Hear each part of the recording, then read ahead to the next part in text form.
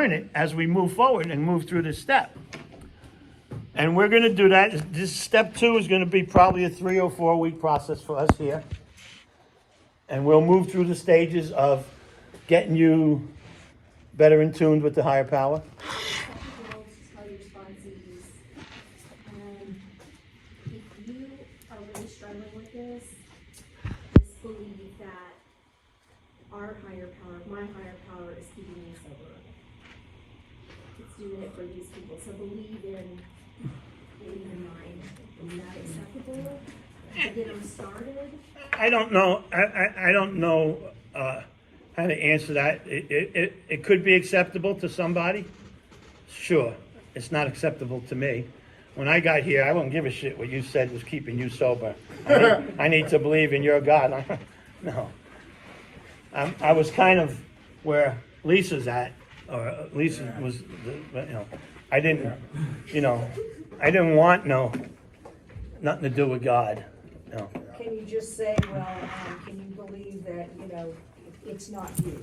So your higher power, to start with, it's not you. Yeah, it's not you, and it's not him, and it's not her. All right. So, always the question of atheist and agnostic come in to play. All right? I have one more question. Yes. Can you lift this 1 second? I can't exactly find it, but what would you say to someone who is limited to only having a willingness to believe, and yet hasn't formed their own conception? Do you think a willingness to believe is enough to proceed forward? Absolutely. Yeah, Absolutely. 12 and 12 Yeah. says so. Yeah. And the big book says so. Yeah. Yeah, absolutely. It's absolutely enough to move forward. The first thing we want to do is dispel all the bullshit. Okay?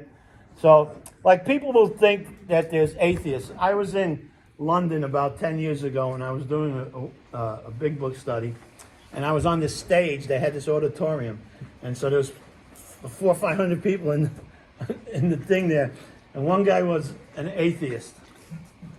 And I laughed. I said, "There's really no such thing as an atheist." And he said, "I'm an atheist. How could you say that?" I said, "Because you see that 2,000-pound pink elephant over there in the corner?" He said, "There's no 2,000-pound pink elephant in the corner." I said, "Exactly. That's why I don't have to convince you that one's not there. It's not there. But the fact that you have to convince me that there's no such thing as God means you believe that there's a God." Say it again. But here's how I get every atheist and agnostic in the group. Every time. This has never failed me. Steal this from me. It works really well.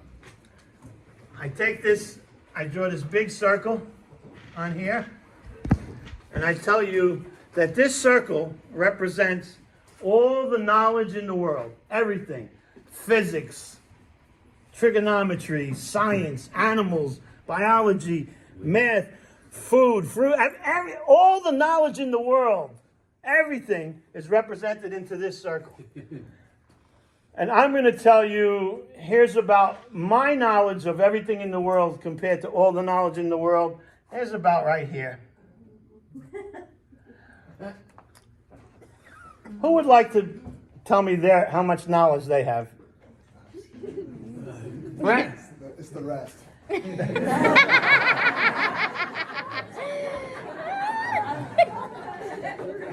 Okay.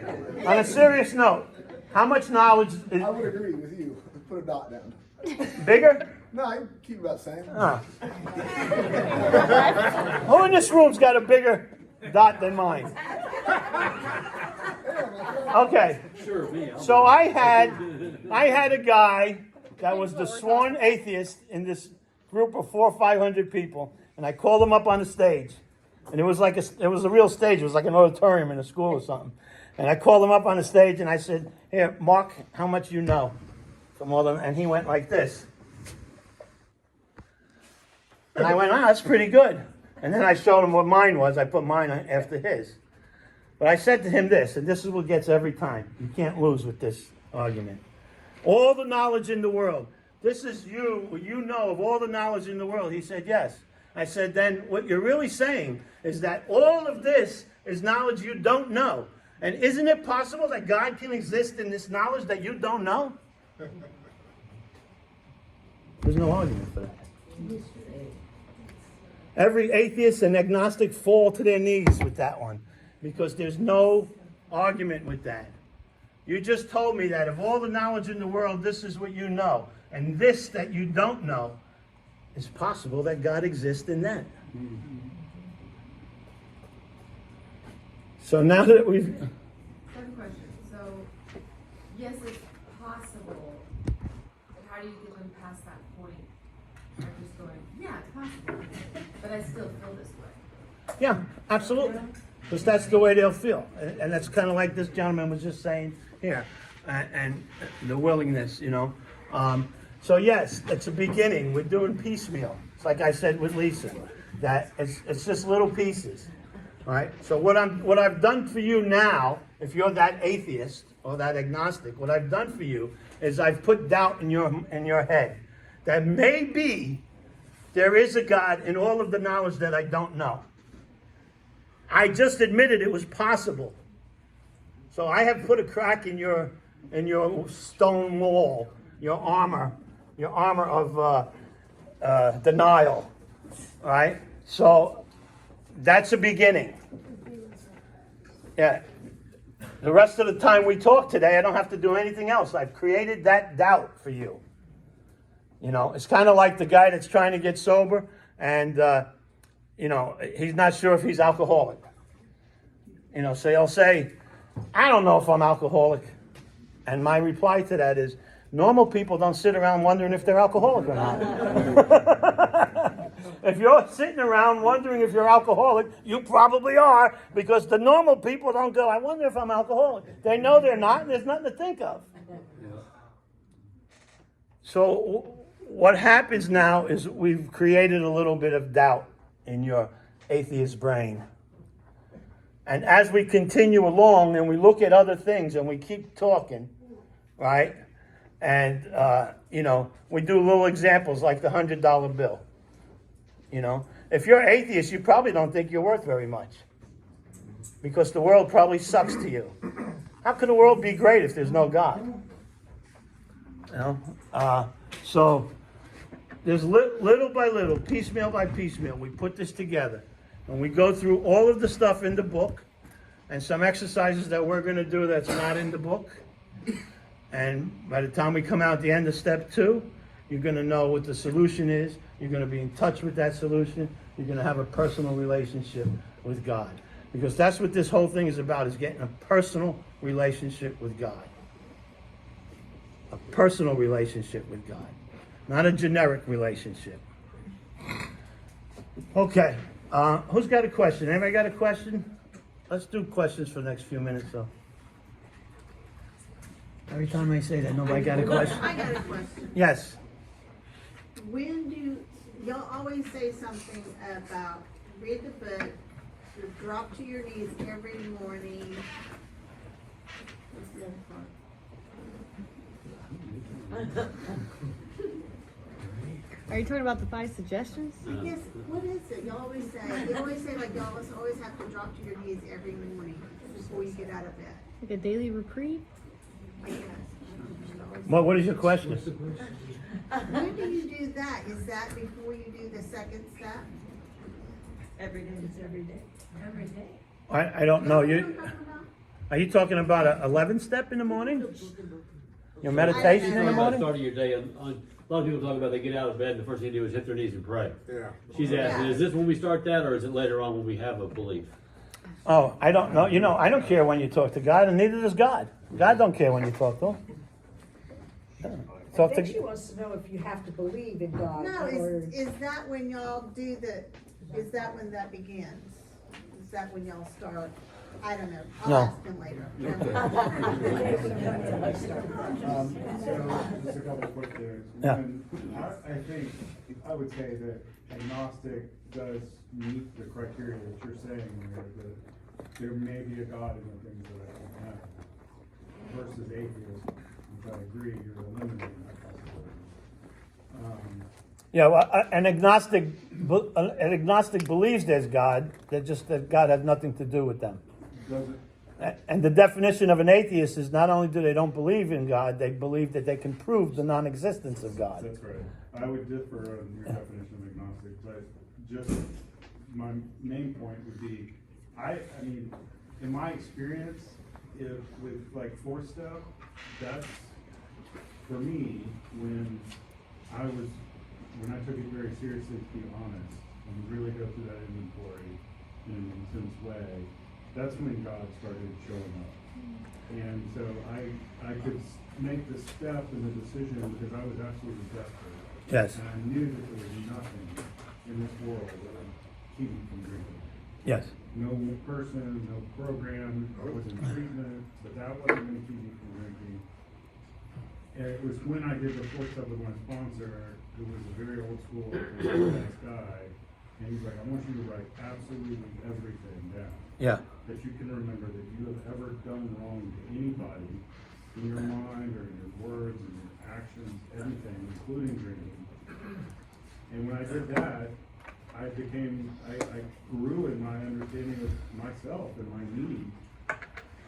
I get that. Yeah. I said a couple of weeks ago, I talked about many people that I love and respect in AA have many years of sobriety, and they have a good relationship with God, and they understand that they're alcoholic and all of that good stuff. And some of them, it took many years for that. Okay? And I know lots of people like that, and I love them all. And they're good AA people.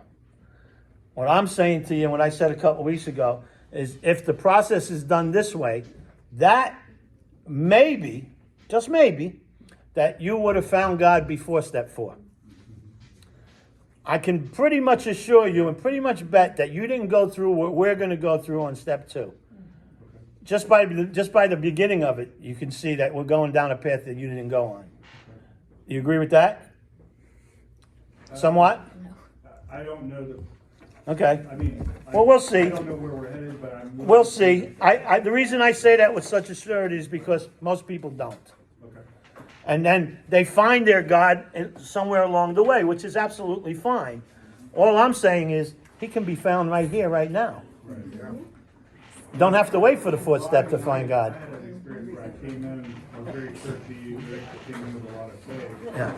But there wasn't a surrender, a humility, a capability to it. Yeah. I've known many priests, rabbis, and nuns in AA, many of them, probably 24 out of the top of my head over the years. And every last one of them all told me the same thing. They never had a relationship with God till they got sober and came to AA. Father Leo, and I don't know if you know who he is, me and Father Leo, we spoke in St. Louis years ago. He's a funny guy. He's a priest. When he tells his story, he shares about doing a funeral, doing the prayers, and so drunk he fell in the hole with the coffin. You can't make that up. But he told me, Danny, I was a priest for 21 years. I didn't know God at all till I came to AA. And so many rabbis and priests and nuns have told me the same thing over the years. So, I don't know what that means, but got time for another question. We got a question. What's that YouTube site that you're talking about? This is going to be recorded on. BB Study 2025. Now, when I get home later, I'll look and see how messed up this week was. And I will leave a message on there because you can go to the last study was 2022.